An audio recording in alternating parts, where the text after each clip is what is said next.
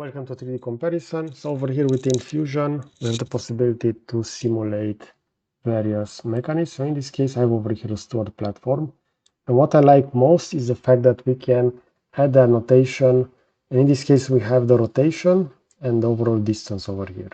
The main problem is that we see that they are not that visible because by default, Fusion will list those within gray.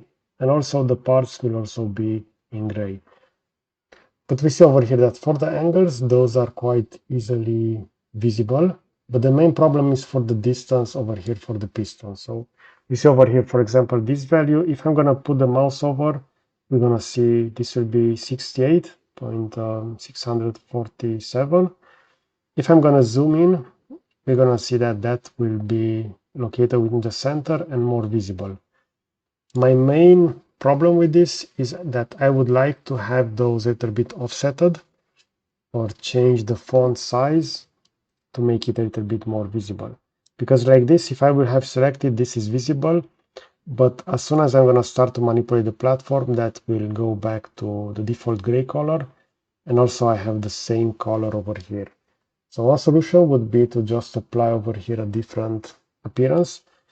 But I would like to have the possibility to offset those. So I'm really curious if that is possible because I have searched online and I haven't seen anything regarding this. Okay, so let me know in the comment section if you know how can you change the annotation for the constraint viewport within Fusion 360.